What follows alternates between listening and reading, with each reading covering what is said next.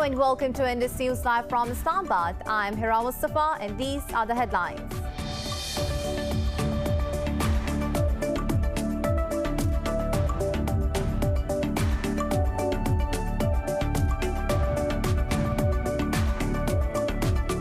Kashmiris on both sides of the line of control and around the world are observing the Indian Republic Day as Black Day.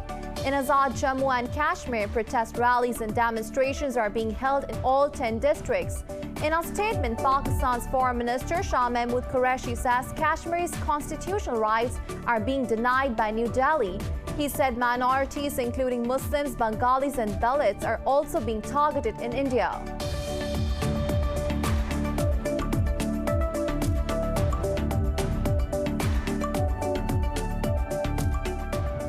Meanwhile, the Indian farmers mark the country's Republic Day as a protest day against government's controversial agriculture laws.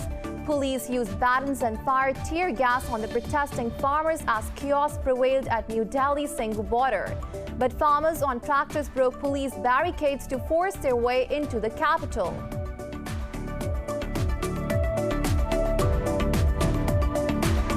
The U.S. House of Representatives has delivered former President Donald Trump's impeachment article to the Senate. 9 House prosecutors carried the sole impeachment charge of incitement of insurrection across the Capitol. The historic Senate trial of 74-year-old Trump will begin on 8th of February.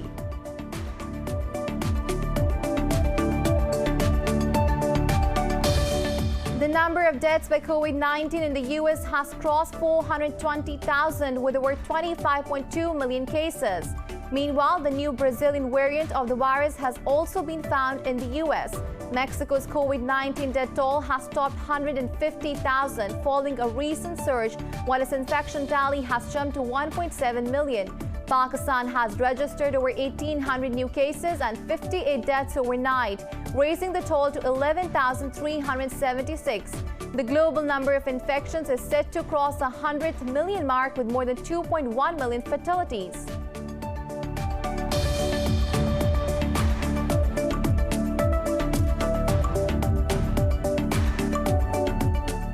And in cricket, South Africa have lost their 2 early wickets in the first test match against Pakistan at the National Stadium, Karachi. Earlier, Proteas won the toss and elected to bat first. The two sides will play a 2-match test series and 3 T20 internationals.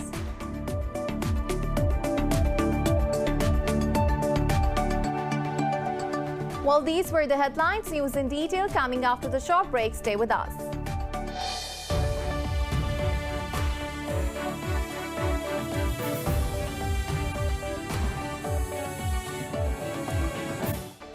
Welcome back, and now the news in detail. Kashmiris on both sides of the line of control and the world are observing the Indian Republic Day as Black Day.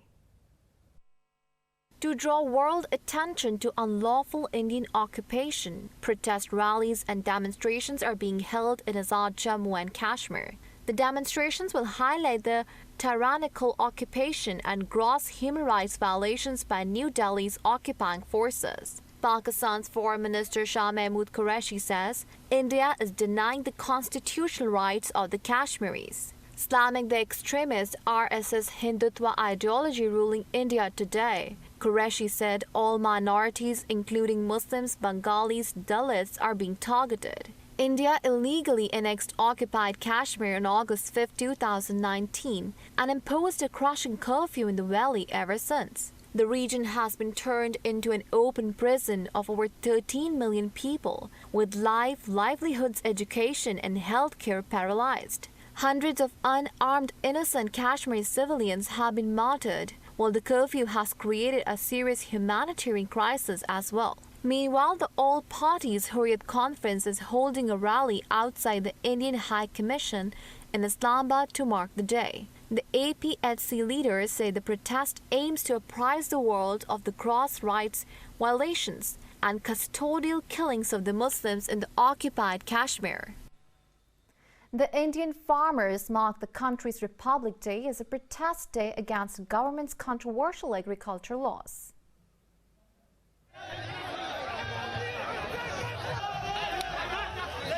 Police used batons and fired tear gas on the protesting farmers as chaos prevailed at New Delhi's Singhu border.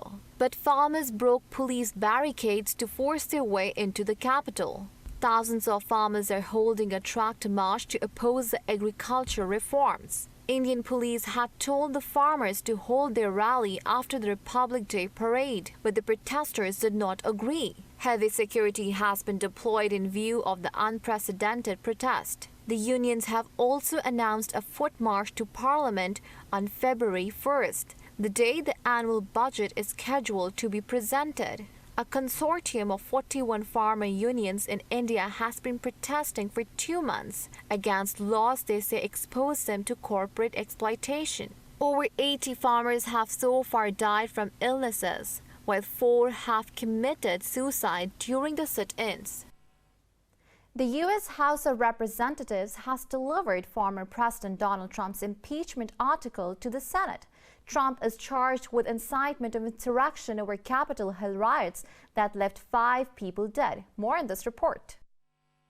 The impeachment of Trump bars the fault lines in U.S. Congress as the brittle spirit of bipartisanship following Joe Biden's inauguration snaps. The Republican becomes the first president to face the trial twice and also the first to be impeached after leaving the office. 9 House prosecutors carried the sole impeachment article across the Capitol, making a solemn and ceremonial march to the Senate along the same halls the rioters ransacked just weeks ago. Lead House impeachment manager Jamie Raskin of Maryland read out the charge against Trump on the Senate floor. In his conduct while President of the United States and in violation of his constitutional oath faithfully to execute the office of the President of the United States and to the best of his ability preserve, protect, and defend the Constitution of the United States, and in violation of his constitutional duty to take care that the laws be faithfully executed, Donald John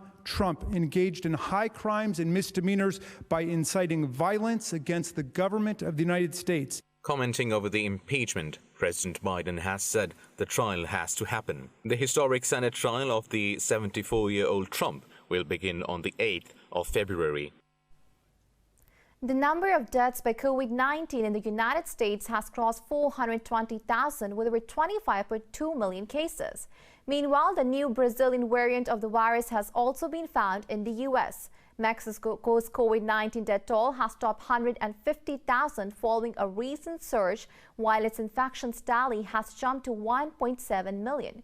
Brazil's Supreme Court has approved an investigation into government's handling of the COVID-19 into the Amazonian city of Manaus. Hospitals in Chile are struggling to cope as infections spike across the South American country.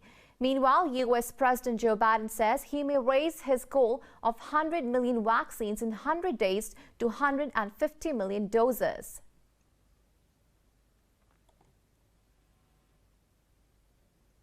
The global number of infections is set to cross the 100 million mark with more than 2.1 million fatalities.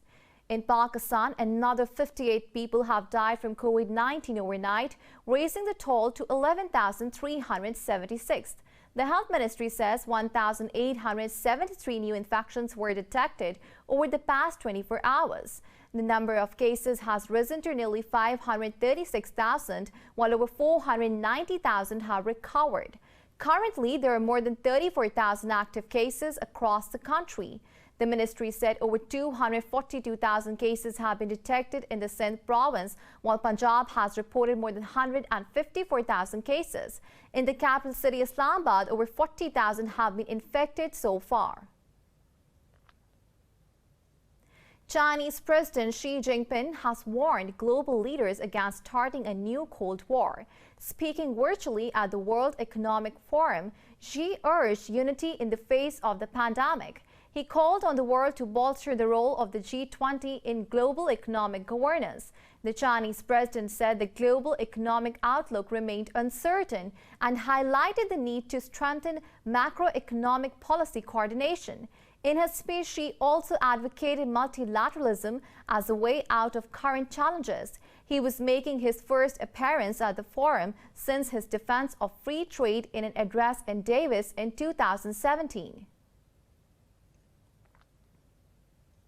Russia has accused Western countries of encouraging rallies in support of jailed Kremlin critic Alexei Navalny. In a video conference, President Vladimir Putin said Saturday's mass protests were illegal. Putin said everyone has the right to express their point of view within the framework provided by the law. The president added anything outside the law is not just counterproductive but dangerous. Meanwhile, U.S. President Joe Biden says Washington is concerned about Moscow's treatment of Navalny. Earlier, European Union foreign ministers met to discuss the response, with calls for increased curbs on Russia. The bloc said it will hold off from imposing sanctions on Moscow if Navalny and other detainees are released. The Kremlin critic called for protests after he was arrested on his return to Russia a week ago. On Saturday, police detained over 3,000 people and used force to break up rallies across Russia. Navalny's allies said they have planned a similar protest for Sunday. The U.S. has approved all transactions involving Yemen's Houthi movement for the next month. The U.S. Treasury Department said foreign banks will not be exposed to sanctions if they conduct or facilitate a transaction. Former U.S. Secretary of State Mike Pompeo designated the Houthi as a terrorist organization a day before President Joe Biden took office. The measure banned Americans from doing business with the group and made it a crime to provide support or resources to. However, the Biden administration is currently reviewing the designation amid criticism from rights agencies. Yesterday, 22 aid organizations said in a joint statement that the designation will worsen Yemen's humanitarian crisis. The second day of the fresh round of Syrian peace talks will start today in Geneva. These UN-led negotiations involve 15 members each of the Syrian government, opposition and civil society groups. UN envoy to Syria, Gary Patterson, is facilitating the 5-day talks of the Constitutional Committee. The talks target to find a final and peaceful solution to the 10-year war in Syria. They aim to create a consensus on basic principles of the Syrian constitution and will end on Friday. The government's Ahmed Kuzbari and opposition's Hadi al-Bahra are co-chairing the meeting.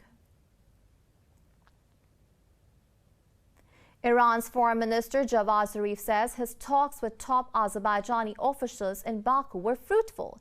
Zarif arrived in the Azeri capital on Sunday on the first leg of his 5-nation regional tour. He met with President Ilham Aliyev and Foreign Minister Ceyhan Bayramov. Zarif said the key to sustainable peace lies in inclusive regional arrangements. He expressed Iran's readiness to contribute toward reconstruction efforts in the recently liberated Azeri territories. Later, Zarif and his Azeri counterpart discussed the implementation of joint economic projects.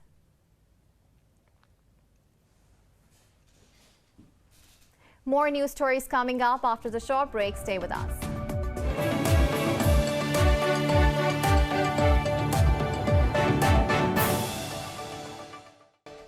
Welcome back. The Central African Republic says its military has killed 44 rebel fighters.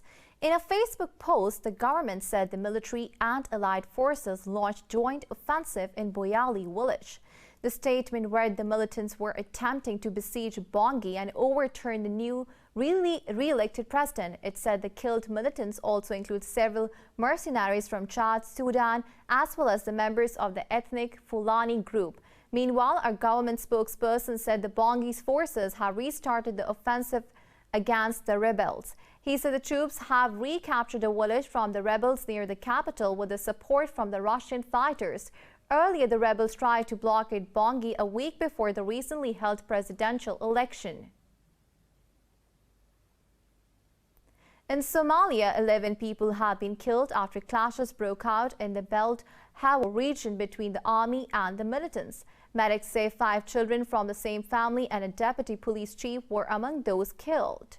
Somalia's Information Minister Usman Dube accused Kenya of supporting the armed fighters. He said the bandits were attempting to smuggle weapons into Somalia through Kenya-Somali border. Dube added armed forces have put an end to the attack and arrested over 100 fighters. Meanwhile, Kenya rejected allegations calling for hostilities to cease. Greece has signed a $3 billion deal with France for the purchase of 18 Dassault-made Rafale fighter jets. Greek Prime Minister Kyriakos Mitsotakis said the recent military purchases are not a threat to any other country. After signing the deal, Greek Defense Minister said the latest addition will significantly strengthen the Air Force. He said the acquisition of the jets is a milestone in defense cooperation and relations between Greece and France. Meanwhile, French Defense Minister Florence Parly expressed hope that the Greek Navy will also acquire French ships. The first 6 new aircraft are scheduled to arrive at Greece's Tanagra Air Force Base in July. Italian Prime Minister Giuseppe Conte is set to resign, hoping to form a new government with broader backing in Parliament. The resignation comes ahead of a vote on judicial reforms later this week that his coalition members warn he could lose. The Cabinet Office said Conte will hand in his resignation to the head of state after informing the ministers of his decision. Conte survived a vote of confidence in the Chamber of Deputies and the Senate last week. The vote was called after former Prime Minister Matteo Renzi pulled his Italia Viva party out of the ruling coalition. Conte will need President Sergio Mattaralla's support and mandate to form a new government. Paleontologists in Argentina have unearthed the fossilized remains of a dinosaur. It could be the largest dinosaur to ever roam the planet some 98 million years ago. First discovered in 2012, experts did not realize the significance of the fossils until they started piecing together the 24 vertebrae and pieces of fossilized bone found in thick mud in the Candelaris Formation in New Quan province. But in a new study, paleontologists say the remains belong to a huge plant-eating dinosaur called a titanosaur. They are potentially the largest ever unearthed. Titanosaurs were part of a highly successful group of dinosaurs called sauropods, known for their long necks, long tails, and pillar-like legs. The largest, such as Argentinosaurus and Patagotitan, were around 120 feet long. Paleontologists have said the skeleton of Titanosaur discovered in New Quan is far from complete. Paris Haute Couture Week, one of the high points of the fashion calendar, is being held without crowds this year. Brands have replaced the runway with online projections, with Christian Dior churning out some tarot magic. More in this report. Lavish golden dresses decked out in zodiac signs and tarot symbols provided some Christian Dior-infused mysticism for the start of the Paris Couture Week. In a whimsical film set in a fairy-style castle with tarot card characters like the High Priestess or Justice, Dior designer Maria Grazia Chiuri provided glitter and gold with gowns that combined lame fabric with velvet. Tarot cards are a recurring motif and reference at Dior, including under the brand's superstitious late founder, with many looks evoking a 15th century illuminated tarot deck known as the Visconti Sforza. The real thing is that can help not to be afraid about something that you don't know, about the future that is so uncertain, so insecure. I think that we are not too worried to change our life. Luxury brands have had to transform the way they plan for collection with coronavirus restrictions, and Thierry said Dior now carried out fittings with haute couture clients over Zoom calls, orchestrating adjustments from afar. But after I realized that we have to try to make the best for all the supply chain that there is behind clothes, because we are not to forget that we have to maintain this tradition, our atelier, but also the embroidery in Paris that work for the couture. Top brands like Chanel and Valentino are also due to present their haute couture ranges online. The skiing season kicks off after heavy snowfall snowfall pounded western Turkey last week. The event has given the feeling of reassurance and relaxation amid lockdown imposed by authorities to halt the spread of the pandemic. More details in this report. As a long-awaited snowfall blankets the slopes of Mount Uludağ in western Turkey, skiers put on face masks and flock to the popular resort. Hundreds of ski lovers checked in at hotels to enjoy skiing and snowboarding, as guests are exempted from the ban under the decree released by Turkish authorities. It feels like a nice relief. Turkey is still providing a lot of the precautions. As you can see, I have a mask, and if you look around, everybody has masks. And of course, during skiing, you're going to have additional coverage, but it's an outdoor event, and so nobody's really close to each other. The global COVID-19 pandemic has caused the closures of the resorts in the Alps. It is turning the huge demand towards Turkey. Vacationers from around the world have reached the country to enjoy skiing and snowboarding. It's nice to be outside in the open air and get some fresh air. I think everyone's been stuck inside so long with the pandemic. It's nice to be out, fresh air in the nature, and enjoy and have some fun with friends. There's plenty of people around. There's plenty of social distancing. No one's huddled together apart from us now. But apart from that, everything's been perfect, absolutely perfect for us. We're enjoying our holiday. Turkey is facing a rise in COVID-19 cases over the past months, and the government has introduced a weekly curfew and weekend lockdown since December. Daily cases have dropped to around 6,000 in recent days, from a high of more than 33,000 in early December.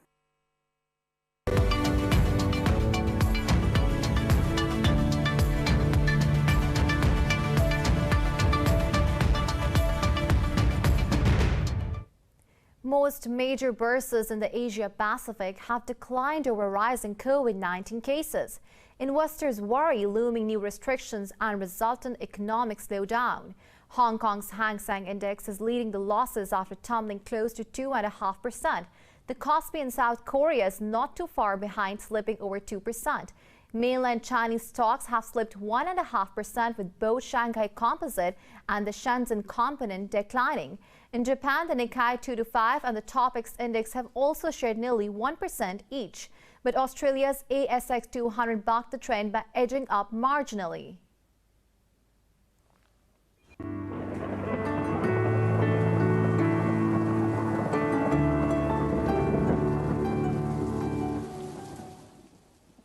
Now it's time to have a look at the weather update across the globe.